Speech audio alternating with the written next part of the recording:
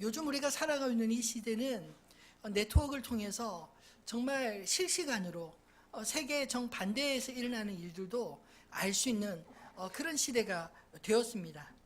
이제 우리의 삶은 단지 내가 머무는 것에서만 영향을 받으며 사는 것이 아니라 우리가 살아가는 지금 모든 세계에 영향을 골고루 받으며 산다는 것입니다.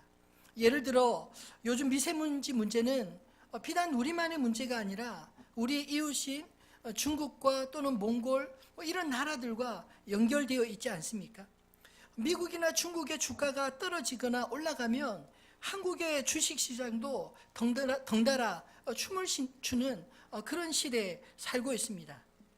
예전에는 나만 잘하면, 나만 잘 살면 된다 이렇게 생각했을지 모르지만 이제는 나만 잘해서 나만 잘 살아서는 안 되고 함께 잘 사는 것이 내가 잘 사는 길이라는 것을 깨닫게 되는 그런 시대를 접어들었다 생각합니다.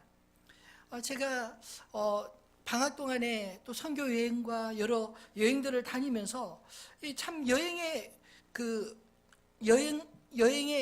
이 고마움을 많이 느끼게 된 것이 우리가 머물고 있는 그곳에서 그 장소에서 잠깐 떠나서 다른 환경과 다른 곳에서의 삶을 바라보면 오히려 지금 내가 있는 삶을 더 정확하게 볼 수 있는 그런 충분한 교육적 가치가 있지 않았나 생각이 듭니다.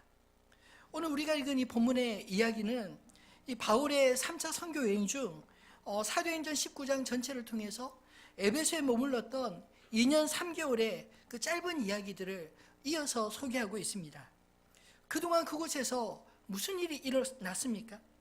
우리가 지지난주 살펴본 말씀처럼 사도 바울이 그 회당에서 떠나서 따로 제자들을 세우고 두란노 서원에서 2년 동안 그 제자들에게 말씀을 집중해서 가르치기 시작했습니다. 근데 지난주에 한 집사님이 목사님 두란노 서원이 뭐예요? 서점이에요? 라고 물으시더라고요. 그래서 서점이 아니라 이 두란노 서원의 서원은 그 헬라어로 그 스콜레라는 뜻인데 우리 영어로 이 스콜레가 영어의 스쿨의 어원이 됩니다. 즉 스승과 제자들 또는 동료들이 함께 모여서 토론하고 배우는 마치 우리 시대로 치면 학교와 같은 곳 아닐까요? 이 두란노 서원에서 이 바울이 제자들을 2년 동안 열심히 가르쳤더니 에베소뿐만 아니라 아시아 전역에 유대인뿐만 아니라 헬라인들까지 주의 말씀이 들렸다. 그렇게 기록되어 있습니다. 또한 하나님께서 바울에게 특별한 능력을 행하게 해주셔서 이 바울의 손수건이나 앞치마를 이 병든 자나 귀신 들린 자에게 얹으면 그 병이 낫고 귀신이 쫓겨가는 그런 희한한 일까지도 일어났고 그걸 흉내냈던 사람들이 오히려 악귀에게 모욕을 당하는 그런 일들이 일어났다고 우리가 알고 있지 않습니까? 이런 일련의 일들을 통해서 이 에베소에 회심의 역사가 일어났습니다. 부흥의 역사가 일어난 것입니다. 시키지도 않았는데 많은 사람들이 주님 앞에 나와서 자신의 죄를 자복하고 또 시키지도 않았는데 이 마술사들이 자기가 보는 마술하는 책들을 이 사도 앞에 가져와서 그것들을 모아서 불사르니 은 500이나 될 정도의 양이었다라고 하지 않습니까? 그렇게 부흥을 경험하는 바로 그쯤에 또 다른 운동이 일어난 것입니다. 오늘 본문에 보면 이 바울이 전한 복음의 반동으로 에베소에 일어난 또 다른 소동에 대한 이야기를 이어서 다루고 있습니다. 이 바울의 사역과 에베소의 변화들을 옆에서 지켜보았던 이 누가는 어떤 심정으로 오늘 본문의 사건을 기록했을까요? 성령님께서 왜 누가로 하여금 오늘 이 본문의 글을 기록하게 하셨을까요?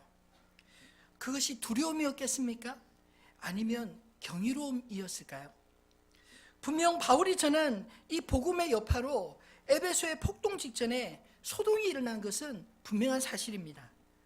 그런데 제가 말씀을 곱씹어 보면 볼수록 이 누가의 필체 속에 두려움이 아닌 오히려 두려움에 가득 찬 사람들의 이야기를 오늘 본문에 기록하고 있다는 것입니다.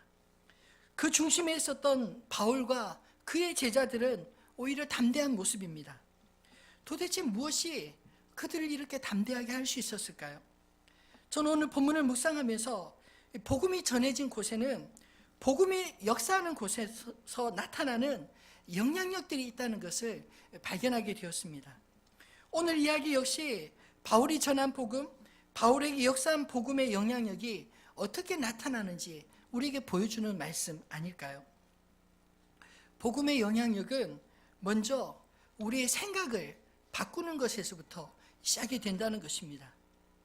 오늘 본문에서 사람들을 움직인 것은 사실 본문의 바울 이야기보다 본문에 보면 데메드리오와 또 마지막에 이 서기장이라는 사람의 말이 오히려 사람들을 흥분시키기도 하고 또 흥분된 사람들을 가라앉히기도 하는 그런 사람들로 기술되어 있지 않습니까? 이 데메드리오는 자기 밑에서 일하는 사람들과 또 동업자인 은장색, 성경에는 은장색이라고 있는데 이 은세공업자를 가리킵니다. 은으로 우상을 만들어서 판매하는 그런 세공업자들 또는 장사하는 사람들을 다 불러 모아서 이 바울 때문에 지금 자신들이 처한 상황이 얼마나 비참해졌는지를 설득하면서 그 동조한 사람들과 함께 데모를 주동하는 사람이 되었습니다. 그리고 에베소에서 갑자기 일어난 이 소동으로 당시 에베소의 행정을 맡고 있었던 서기장은 그들의 불법적인 행동 때문에 자신과 에베소가 로마 총독부로부터 얼마나 난처해졌는지 군중들을 설득하며 모임을 해산했습니다. 사실 글로만 살펴보면 오늘 본문의 이야기는 바로 그런 이야기인 것입니다. 근데 그 중심에는 사실 보일 듯 보이지 않는 이 사도 바울의 복음이 있었습니다. 26절로 27절 이야기를 보면 바울이 전한 복음이 에베소뿐만 아니라 아시아 전체에 얼마나 큰 영향력을 미쳤는지 이렇게 설명하고 있습니다. 한번 같이 읽어볼까요? 26절, 27절입니다. 이 바울이 에베소뿐 아니라 거의 전 아시아를 통하여 수많은 사람을 권유하여 말하되 사람의 손으로 만든 것들은 신이 아니라 하니 이는 그대들도 보고 들은 것이라. 우리의 이 영업이 천하해질 위험이 있을 뿐 아니라 큰 여신 아데미의 신전도 무시당하게 되고 온 아시아와 천하가 위하는 그의 위엄도 떨어질까 하노라 하더라. 아멘.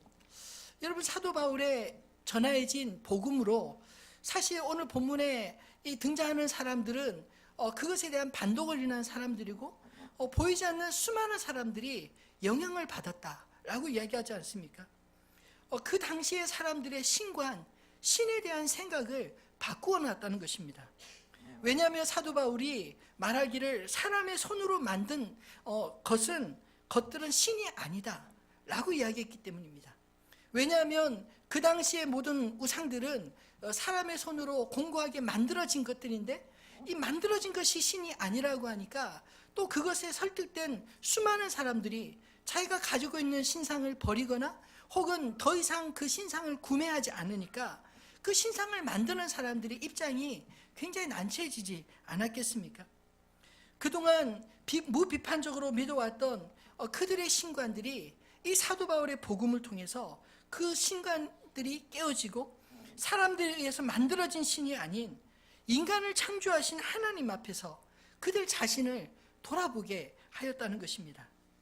그 여파로 지난 시간에 보았던 말씀처럼 사람들이 스스로 회개하고 심지어 마수사들까지 그 마수서적을 불태우는 그런 일들이 일어난 것입니다. 여러분, 우리가 만든 신으로는 우리 인간이 바뀌지 않습니다. 그러나 우리를 지으신 하나님 앞에 우리가 서게 되면 우리는 바뀔 수밖에 없는 줄로 믿습니다. 스스로 회개하고 하나님 몰랐을 때 삶에서 돌아서게 되는 것입니다. 이것이 바울이 에베소에서 하나님의 말씀을 전하는 동안 그곳에서 일어난 변화들이었던 것입니다. 오늘 본문의 이야기는 이런 사람들의 변화들에 위기를 느낀 사람들의 이 위기의식에서부터 비롯된 사건 아닌가요? 그들의 이야기 속에는 사실 두려움이 있습니다. 또한 사람들의 이런 변화를 막으려고 안간힘을 쓰는 사단의 또 다른 전략들을 보게 됩니다. 그렇다면 이 데메트리오는 사람들을 어떻게 선동을 했을까요? 자신들의 생업인 은세공업의 위기로부터 자신들이 그동안 그 신전 앞에서 그 신상들을 만들며 신전을 만들며 판매하던 그 신전 앞에 그 혜택이 이제 사라질까봐 두려워하고 사람들에게 외면당할까봐 두려워해서 그 일 하는 사람들을 모으고 선동하고 있는 게 아니겠습니까? 신의 이야기를, 이 종교의 이야기를 경제와 함께 묶어서 이야기하니까 그만큼 설득력 있게 강력하게 들렸던 것입니다. 사실 종교와 경제, 종교와 정치, 종교와 전통, 이것들이 함께 묶이면 얼마나 강력한 이 구속력을 갖게 되는지 모릅니다.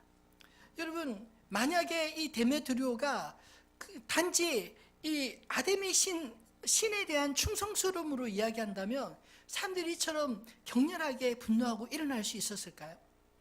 여러분, 만약 알라를 믿는 이슬람 신앙도 단지 알라 신에 대한 충성만 이야기한다면 요즘 우리가 흔히 가끔 듣는 자살 테러, 이런 성전 개념도 없을 것입니다.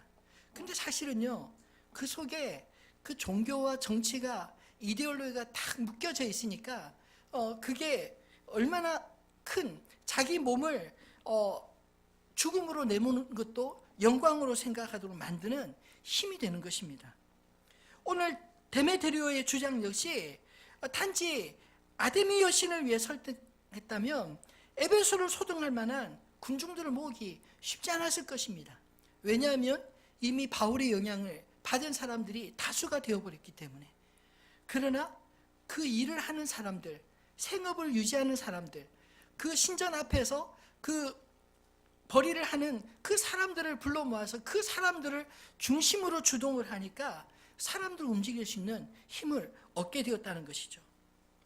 여러분, 사람들이 경제와 또 정치나 이데올로기 앞에 얼마나 무기력하게 끌려다니는지 모릅니다. 깊이 생각해 보면 오늘 이 소동의 근원이 그동안 그들을 붙들고 있었던 것조차 하나님의 말씀 앞에 돌아서는 영혼들을 막을 수 없었다는 것을 오히려 역설적으로 보여주는 증거들이 되는 것 아닐까요? 그러나 하나님의 말씀이 선포될 때 사람들을 묶고 있었던 거짓 우상들의 사슬이 벗어지는 능력으로 나타난 줄 믿습니다. 데메트리오처럼 사람이 신을 대변해야 한다면 그 신은 스스로를 증명할 능력이 없다는 것을 보여주는 이 거짓 신임을 오히려 자인하는 게 아닌가요? 설교 준비를 하면서 이 아데미 신에 대해서 조사를 한번 해보았습니다. 이 그리스 신화에 등장하는 이 아데미 신, 아데미 신은 그 아르테미스라고 하는데 이 로마 신화에서 제우스와 또 그의 정부인, 제우스가 부인이 많습니다. 헤라는 정부인이고 나머지 부인들이 참 많은데 그 중에 한 정부인 레토 사이에서 태어난 쌍둥이로 그 아폴로는 그 태양의 신이라고 하고 이 아르테미스는 달의 신이라고도 불립니다. 근데 이 아르테미스는 로마 신화에 등장하는 이 다이아나 신과 유사하고요.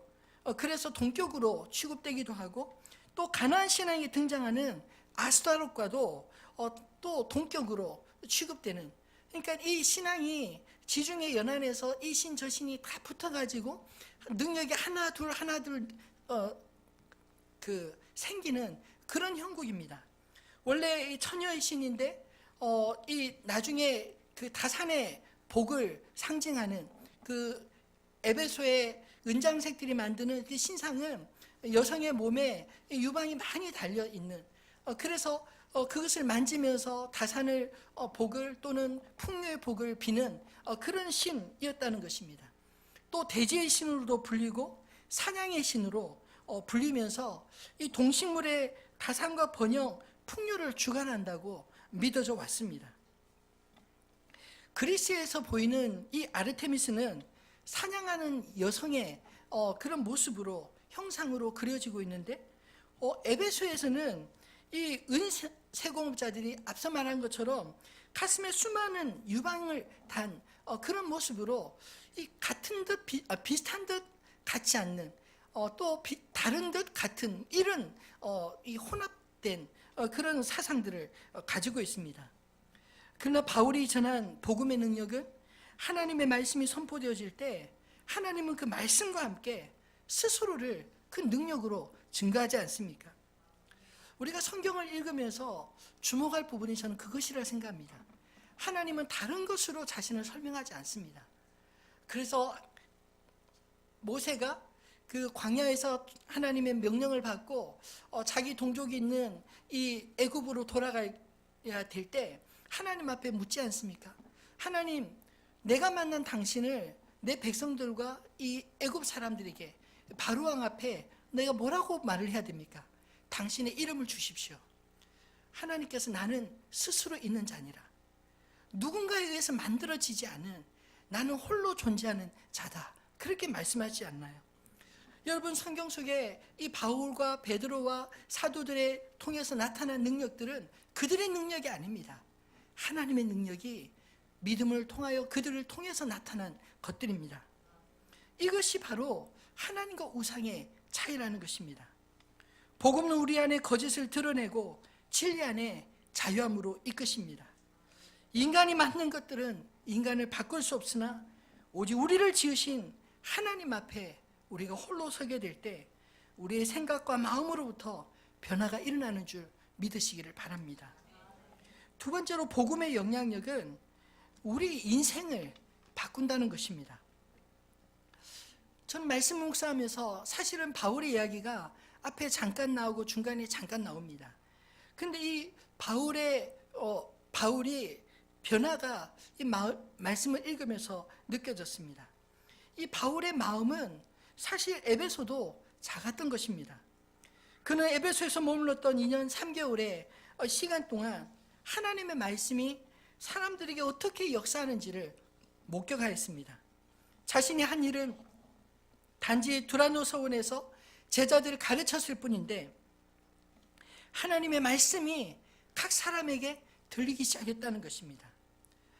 그렇다면 그 부흥을 경험한 바울 입장에서 거기 더 머물고 싶지 않았을까요? 근데 바울은 여기에 안주하지 않고 머물지 않고 그 다음의 계획을 세웁니다. 오늘 21절에 보면 이 일이 있은 후에 바울이 마게도냐와 아가야를 거쳐 예루살렘에 가기로 작정하여 이르되 내가 거기 갔다가 후에 로마도 보아야 하리라 하고, 에베소가 불같이 일어나고 있는 이 시점에 바울은 왜 이런 생각을 했을까요? 바울에게는 에베소만 아니라 모든 나라와 민족이 복음을 들어야 한다는 그 생각으로 충만했기 때문 아니겠습니까? 바울의 마음에는 이 에베소로도 충분하지 않았던 것입니다. 그 안에 계신 성령님은 당시의 세상의 중심지였던, 정치의 중심지였던 이 로마에까지 그의 마음을 이끌어가고 계셨던 것입니다.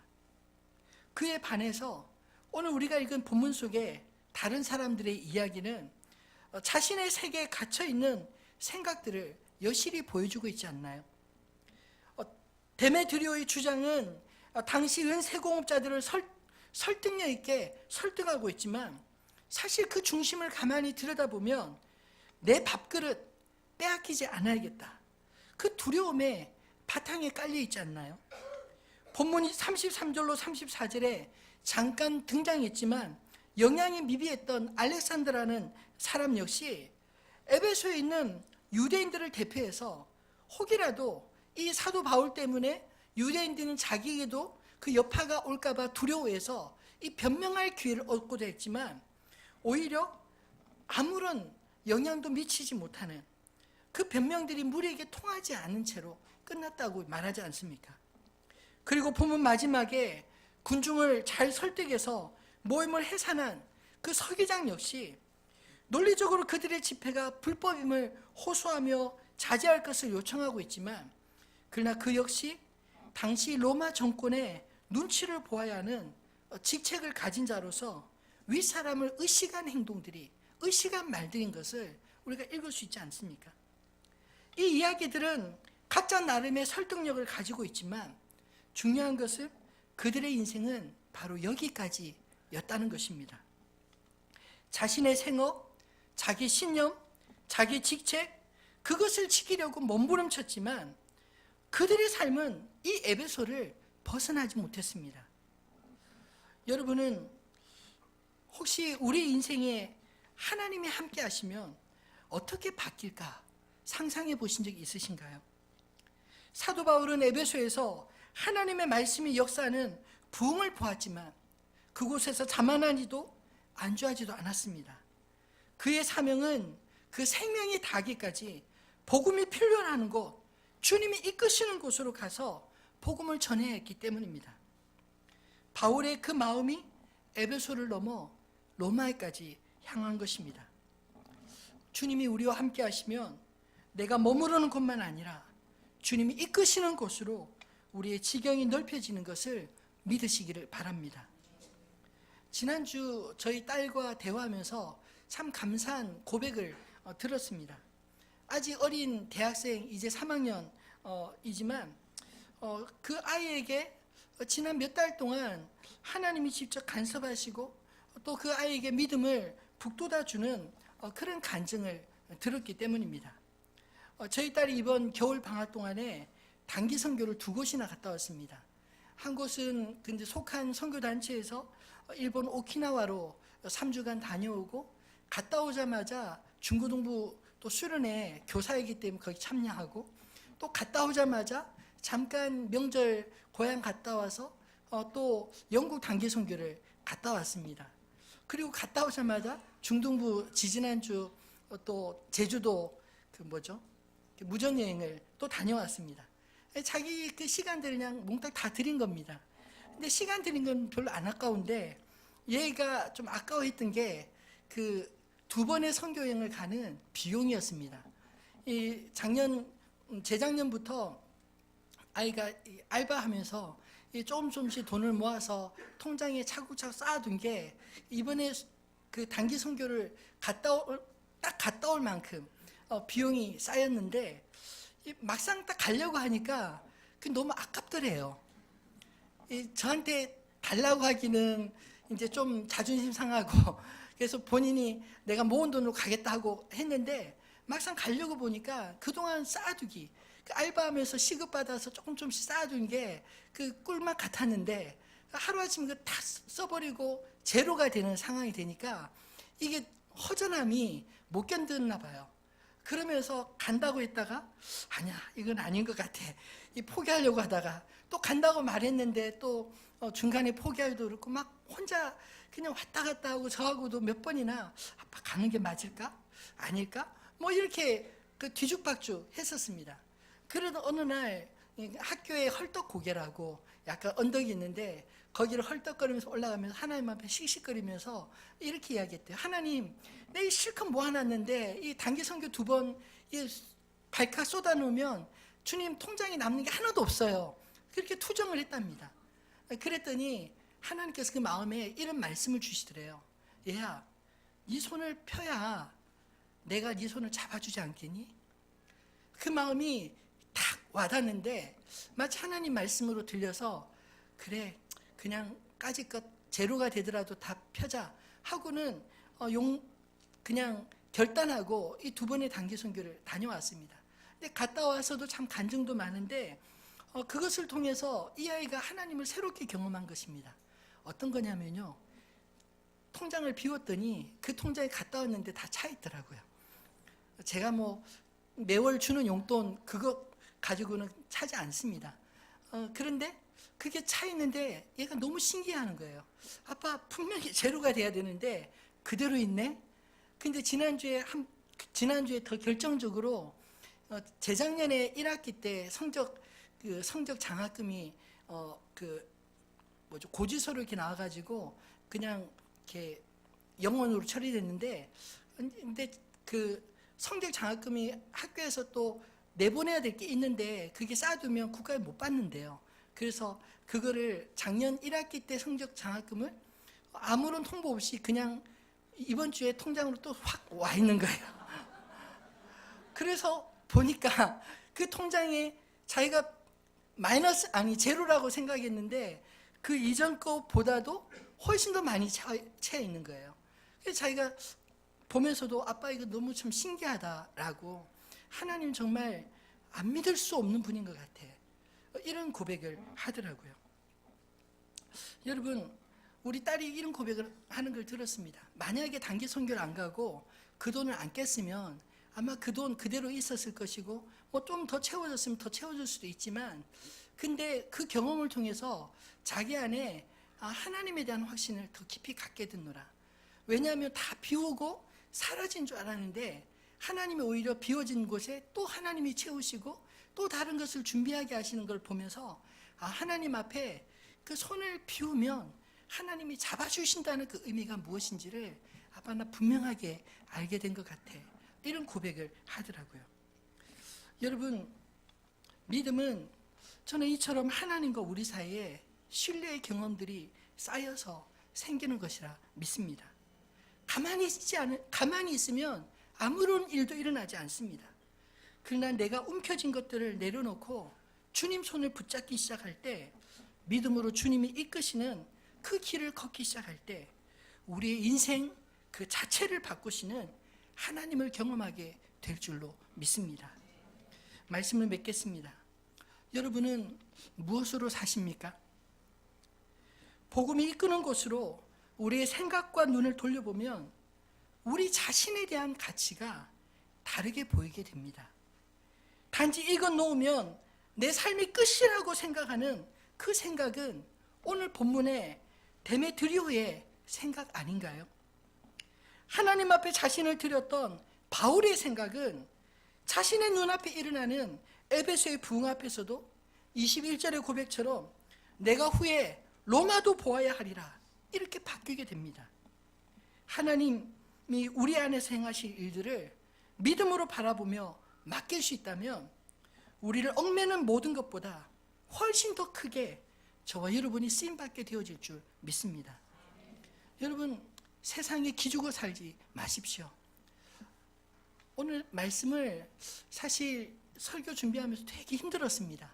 왜냐하면 너무나 평이한 사건들을 이야기하는데 거기에 특별하게 바울이 언급되는 일도 별로 없고, 도대체 이걸 어떻게 설교해야 되나 참 고민하면서 부모는 새벽까지 머리를 뜯으면서 주님 어떻게 하라고요? 방법이 없습니다. 이번 주에 자습하십시오 해야 될 것 같습니다. 이런 심정이었습니다. 근데 계속 묵상하면서 계속 정리하는데 문득 이 사람들의 비유가 느껴지기 시작하더라고요. 데메드리오, 또 알렉산더, 서기장, 그리고 바울, 이들의 모습들이 서로 뒤죽박죽한 것 같은데 서로 보여지면서 마치 세상의 다수인 것 같은 그 사람들, 군중, 그 소동, 폭동, 이것에도 불구하고 복음이 머무르지 아니하고 계속해서 복음이 세상 속으로 중심으로 나아가는 그런 모습을 보여주면서 세상에 기죽지 말고 당당하게 살아라 하시는 주님의 음성을 듣는 것 같았습니다. 여러분, 우리 직업도 중요하고요, 우리 이웃들도 중요합니다. 그러나 우리 자신은 우리의 생업보다 더 중요합니다. 우리가 생각하는 것처럼 이웃들의 평가보다도 내가 더 소중한 존재라는 사실을 기억하시기 바랍니다. 예수님은 마태복음 6장에서 하나님의 자녀들인 우리의 가치는 단지 우리가 무엇을 먹을까 마실까 입을까 염려하며 사는 그 정도보다 훨씬 더 존귀한 존재라고 말하고 있지 않나요? 그러므로 우리가 구할 것은 단지 이 땅에서 우리를 충족케 하는 의식주 문제만 아니라 우리의 필요를 다하시고 채워줄 수 있는 하나님 아버지, 그분을 구하는 것이 되어야 하는 것입니다. 그래서 마태복음 6장 33절에 그런즉 너희는 먼저 그의 나라와 그의 의를 구하라. 그리하면 이 모든 것을 너에게 더하시리라. 우리가 구하지 아니한 것까지도 책임져 주시는 하나님의 은혜를 주님과 손잡은 자만이 경험하게 되어질 줄로 믿습니다. 여러분, 다시 한번 묻겠습니다. 여러분은 무엇으로 사십니까? 여러분의 직업입니까? 여러분을 여기에 있게 만드신 하나님, 그 하나님으로 말미암아 여러분 사십니까? 바라기는 하나님 없는 인생이 아니라 하나님이 함께 하시는 사람으로 우리의 지경이 주님 안에서 넓어지는 그런 인생들이 되시기를 주님의 이름으로 축원합니다. 오늘 주신 이 말씀을 기억하면서 우리들의 찬양 155장 함께 찬양하겠습니다.